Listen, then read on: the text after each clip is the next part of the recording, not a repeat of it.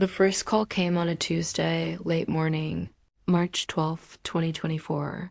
I remember it vividly because I was finally conquering the daunting mountain of paperwork on my desk.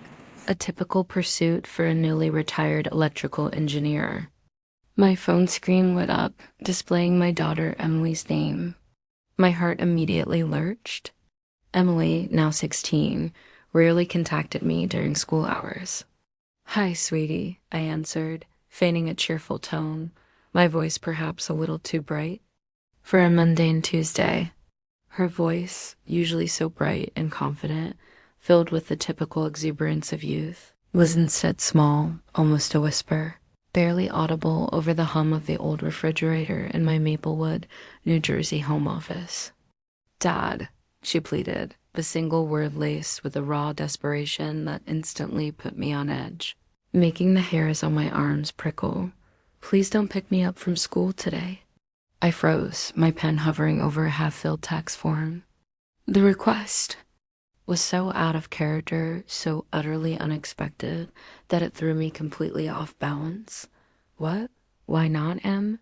Is everything okay?" I tried to keep my voice light, to project an air of calm that I suddenly didn't feel. But a cold knot of dread began to tighten in my stomach, coiling deeper with each passing second. We lived in Maplewood, a quiet suburban town where school pickups were routine, an unremarkable part of a parent's afternoon. Emily normally loved our drives home, those precious 20 minutes where she'd unspool her day, sharing anecdotes about her friends, her challenging classes, and her burgeoning plans for the future, everything from college applications to what she wanted for dinner. Her sudden emphatic reluctance was completely alien, a stark deviation from our established rhythm. "Just don't," she insisted again, her voice cracking slightly, the sound tearing at my paternal instincts. "I'll walk home. Or get a ride." "With Sarah. Please, Dad. Just today." The name Sarah barely registered, lost in the overwhelming wave of alarm.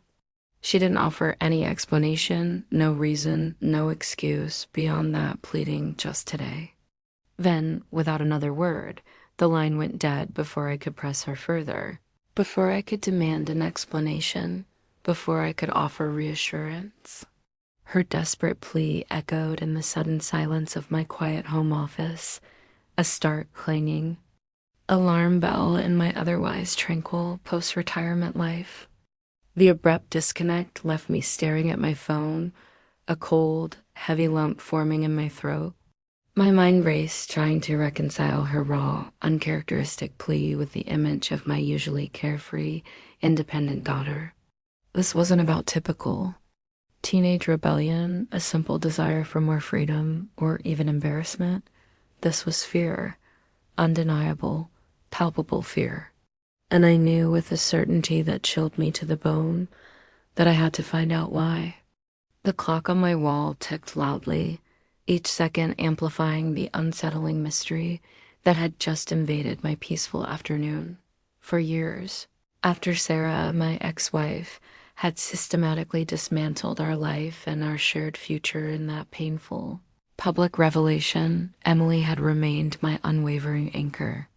Our bond, forged in the crucible of that divorce, was stronger than ever, an unbreakable testament to resilience.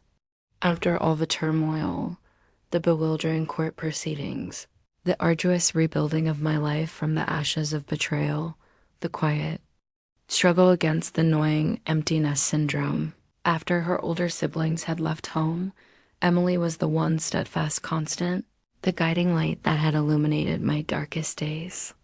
She'd been a remarkably quiet, observant child during the divorce, absorbing far more of the unspoken tensions and emotional fallout than I had ever realized at the time. Now, as a blossoming teenager in Maplewood, she was vibrant, intelligent, and fiercely independent, yet also deeply connected to me. We shared nearly everything, or so I had genuinely believed.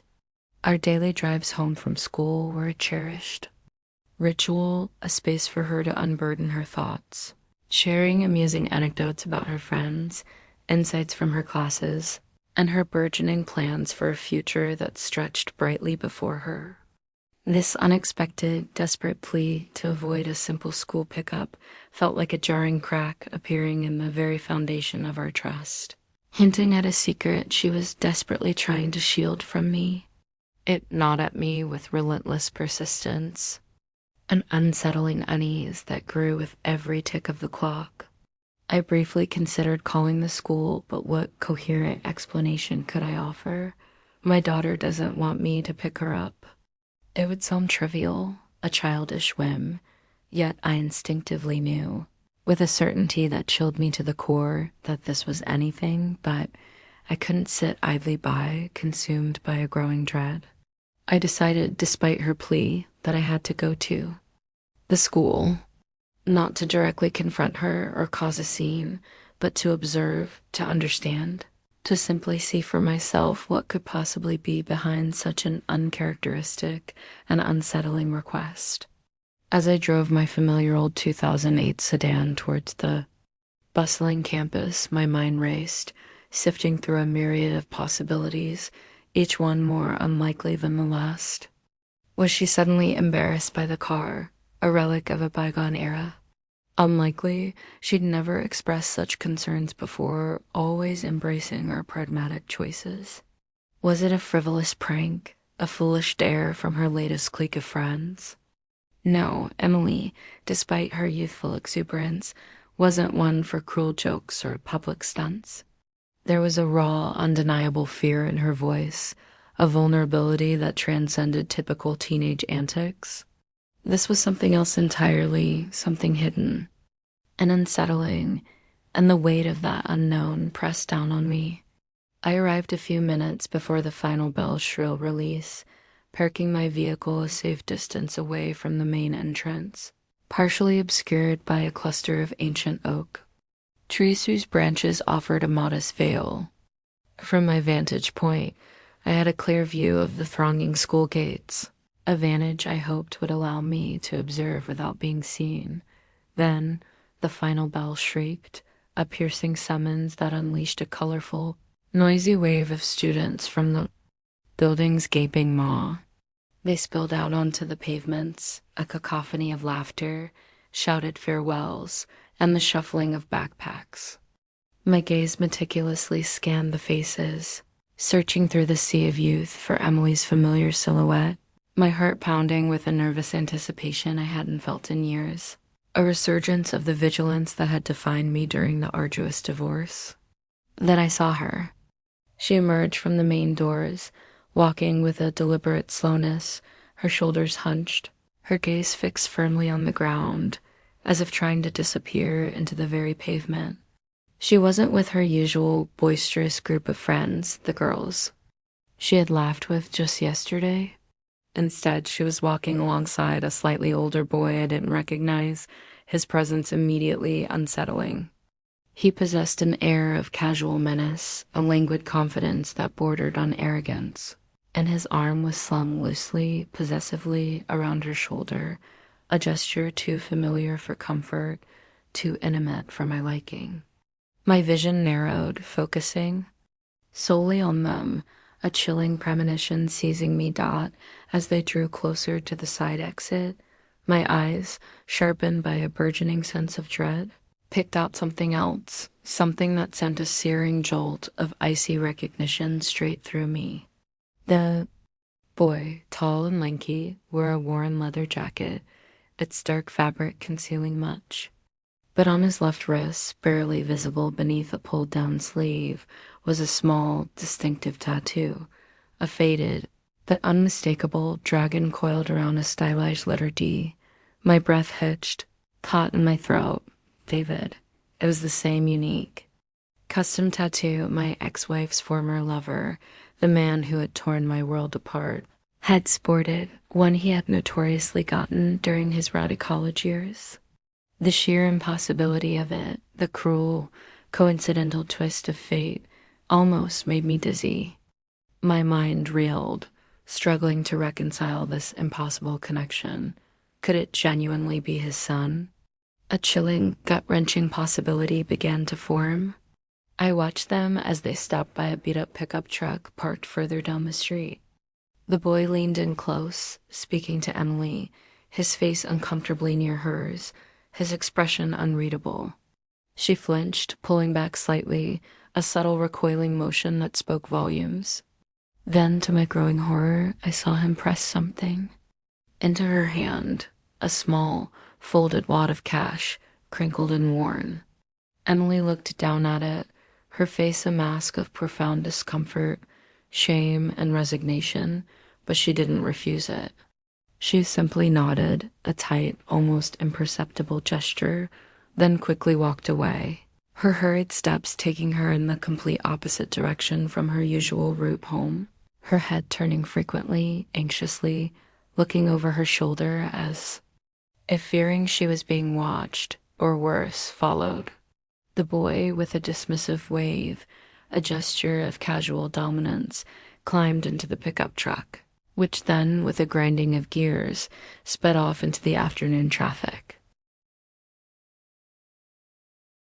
My world, which I had painstakingly rebuilt for the second time in my life, tilted violently on its axis, revealing a new, terrifying abyss. The knot in my stomach tightened into a painful, suffocating ball. This wasn't just a teenage crush, or a simple request for a ride. This was something far, far more sinister. The irrefutable connection to David, the unexplained money, Emily's undeniable fear, her furtive movements, it all screamed trouble, a deeply entrenched problem that threatened to consume my daughter. My initial instinctual impulse was to drive after her, to demand immediate answers, to pull her into the safety of my arms and extract the truth. But I stopped myself, forcing my hands to remain steady on the steering wheel. Emily had begged me not to pick her up, implying, in her plea, that she desperately didn't want me to see whatever this was. Confronting her now, openly, on the street, in her vulnerable state, might push her further away, make her retreat even deeper into the dangerous shadows she seemed to inhabit. I needed to understand the full scope of what was truly happening, to gather my own intelligence before I made a single move. The cold, calculated calm that had guided me through the brutal maze of my divorce, through the intricate web of my ex-wife's audacious financial betrayal, returned, settling over me like a heavy, protective shroud. I would watch, I would listen, and I would protect my daughter no matter the personal cost, no matter the length to which I had to go. My hard-earned retirement plans, my quiet, ordered life, all of it instantly faded into the background, rendered utterly insignificant. All that mattered, all that consumed my thoughts, was Emily and the insidious shadow that seemed to be growing, silently and menacingly, over her young life. I pulled my car back into the flow of traffic, not towards the comfort of home, but towards the chilling unknown, determined to unravel this new, terrifying mystery before it was too late. The silence in the car was deafening, filled only with the haunting echoes of Emily's desperate plea and the indelible image of that faded dragon tattoo, an omen of lingering deceit, the discovery of David's son, Alex, or at least a boy bearing. His distinctive mark and an equally unsettling demeanor hit me with a chilling familiarity. The rage I felt wasn't explosive, but a cold, simmering fury, far more dangerous. It was the same icy calm that had consumed me when I learned of Sarah's financial betrayal. Only now it was amplified by the immediate threat to my daughter. Sleep became impossible. Every thought was consumed by the image of Emily's fear, the clandestine exchange of money, and the indelible tattoo. My mind, usually focused on the quiet pleasures of retirement, now worked tirelessly, dissecting every detail, every possibility. I feigned normalcy at home, but inside, a complex investigation had already begun. When Emily returned that evening, she was subdued, unusually quiet. I tried to engage her, to gently probe, but she deflected my questions with practiced ease. her eyes avoiding mine. "Just a bad day at school, Dad," she mumbled, then retreated to her room, leaving me with a growing sense of helplessness and frustration that the broken man who had rebuilt his life from one betrayal would not stand by. As another threatened his most precious possession, the thought of David's shadow, even through his son, touching Emily's life, fueled a cold, unyielding resolve. This wasn't about shouting or confrontation yet. It was about understanding the full scope of the threat, gathering undeniable proof, and then acting with surgical precision to protect her. This was about justice, not just for me, but for my child, whose innocence was now being tainted. My focus sharpened. David's previous schemes had involved financial manipulation, and his son seemed to be following a similar, unsettling path. Was this about money, drugs, or something far more insidious, a twisted form of revenge against me through my own daughter? I began gathering evidence meticulously and discreetly. My first step was to learn everything about David's son. His name, his habits, his associates. I reached out to a trusted contact from my old electrical engineering network, a private investigator who owed me a favor. I provided him with a vague description and the key detail of the tattoo, emphasizing the need for absolute discretion and speed. Within days, a file began to build. The boy's name was Alex. He was indeed David's son, a fact that sent a fresh wave of nausea through me. Alex had a history of petty crime, minor drug offenses, and association with a local gang, known for its street-level dealing and intimidation tactics. The information solidified my worst fears. Emily was entangled in something dangerous. Next, I needed to understand Emily's involvement. I discreetly installed a sophisticated keylogger on her computer, a decision that tore at my conscience, but felt necessary. I also placed a small, almost invisible GPS tracker in her backpack. The thought of invading her privacy was agonizing, but the image of her frightened face, the wad of cash, and Alex's menacing presence outweighed my reservations. The data began to pour in. The keylogger revealed hushed, encrypted conversations. On social media platforms, veiled references to deliveries and payments. The GPS tracker showed her making frequent detours after school, not to friends' houses, but to secluded parts of Maplewood, brief stops in alleyways or abandoned lots. Before she headed home, my heart sank with each new piece of information. She wasn't just associating with Alex.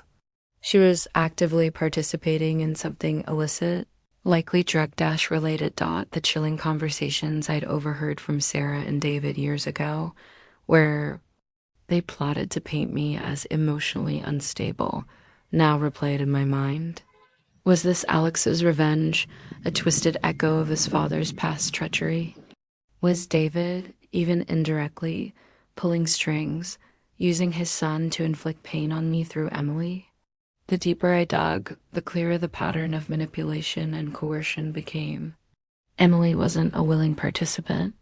Her messages, though veiled, hinted at threats, at being under pressure to comply. They weren't just exploiting her, they were preying on her, possibly using her vulnerabilities or past trauma. They saw her, my innocent daughter, as a means to an end, a pawn in their dangerous game, perhaps even a way to indirectly exact a form of delayed financial and emotional revenge on me. My revenge wouldn't be loud. It would be devastatingly silent, but it would ensure my daughter's safety above all else, and expose the full extent of this new, terrifying plot. Weeks later, the moment arrived, not in a grand public spectacle. I orchestrated, but in an unavoidable confrontation that forced my hand. It was a crisp autumn afternoon, and the annual 2024 Fall Festival was in full swing at the local park in Maplewood. Sarah's family was there, as was David, surprisingly, seemingly having rebuilt some semblance of his reputation in certain circles. Emily was there too, initially with me, but soon she drifted off, ostensibly to meet friends. My anxiety gnawed at me as I covertly watched her. The information from the keylogger and GPS tracker had painted a grim picture. Emily was indeed involved. In a delivery scheme for Alex, often after school, precisely where the money exchange had taken place.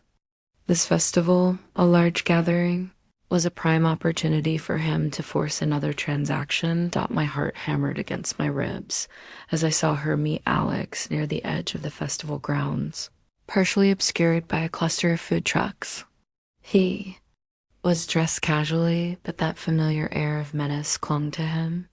My gut screamed, recognizing the pattern from the data I collected. I watched as he pulled a small, unmarked package from his jacket, and Emily, her face drawn and anxious, reached out to take it.